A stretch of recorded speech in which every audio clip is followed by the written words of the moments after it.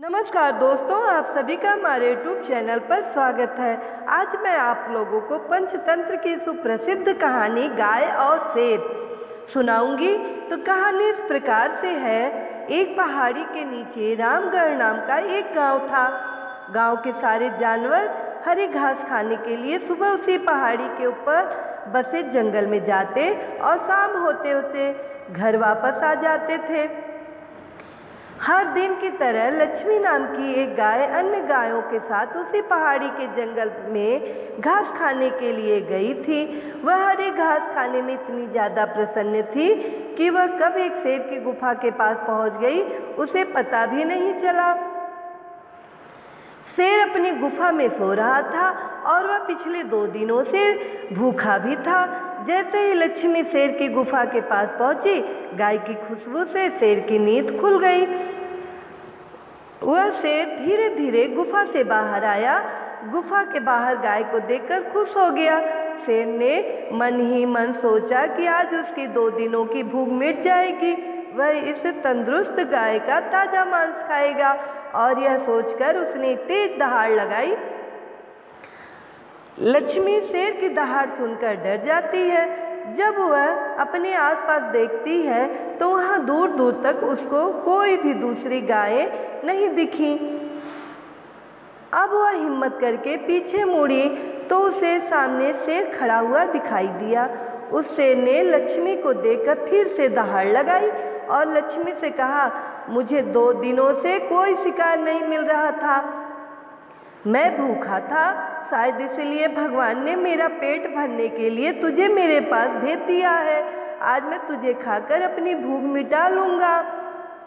शेर की बात सुनकर लक्ष्मी डर जाती है। वह रोते हुए शेर से कहती है, मुझे जाने दो, मुझे मत खाओ। मेरा एक छोटा बच्चा है जो अभी सिर्फ मेरा ही दूध पीता है और उसे घास खाना अभी तक नहीं आया है। लक्ष्मी की बात सुनकर शेर हंसते हुए कहता है, तो क्या मैं अपने हाथ में आए शिकार को ऐसे ही जाने दूं? मैं तो आज तुझे खाकर अपनी 2 दिनों की भूख मिटाऊंगा। शेर के ऐसा कहने पर लक्ष्मी उसके सामने रोने लगी और विनती करते हुए कहती है कि आज मुझे जाने दो, मैं आज अपने बछड़े को आखिरी बार दूध पिला दूंगी और उसे बहुत सारा प्यार करके कल सुबह होते ही तुम्हारे पास आ जाऊंगी। फिर तुम मुझे खा लेना और अपना भूखा पेट भर लेना। शेर लक्ष्मी की यह बात मान जाता है और धमकी देते हुए कहता है कि अगर कल तू नहीं आई तो मैं तेरे गांव आऊँगा, फिर तुझे और तेरे बेटे दोनों को खा जाऊँगा। लक्ष्मी शेर की यह बात सुनकर खुश हो जाती है और शेर को अपना वचन देकर गांव वापस चली जाती है। वहाँ से वह सीधे अपने बछड़े के पास जाती है, उसे दूध पिलाती है और बहुत सारा प्यार करती है। फिर बछड़े को शेर के साथ हुई सारी घटना बताती है और कहती है कि उसे अब अपना ख्याल खुद ही रखना होगा। वह कल सुबह होते ही अपना वचन पूरा करने के लिए शेर के पास चली जाएगी। अपनी माँ की बातें सुनकर बछड़ा रोने लगता है। दूसरे दिन सुबह होते ही लक्ष्मी जंगल की तरफ निकल जाती है और शेर की गुफा के सामने पहुंचकर शेर से कहती है, अपने वचन के अनुसार मैं तुम्हारे पास आई हूँ, अब मुझे खा सकते हो। गाय की आवाज़ सुनकर शेर अपनी गुफा से बाहर निकल कर आता है और भगवान के अवतार में प्रकट होते हैं। वह लक्ष्मी से कहते हैं, मैं तो बस तुम्हारी परीक्षा ले रहा था, तुम अपने वचन की पक्की हो, मैं इससे बहुत प्रसन्न हुआ।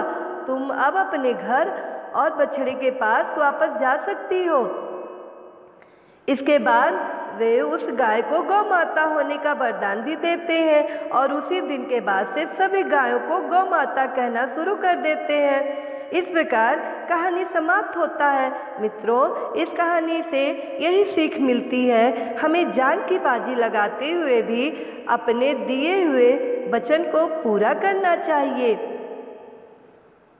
अगर कहानी पसंद आई हो तो लाइक कीजिएगा, कमेंट कीजिएगा, ज़्यादा से ज़्यादा शेयर कीजिएगा और हमारे चैनल को सब्सक्राइब कीजिएगा। साथ में बेल आइकन बटन को प्रेस कीजिएगा ताकि हमारे नए वीडियो का नोटिफिकेशन आप तक सबसे पहले पहुँचे। धन्यवाद।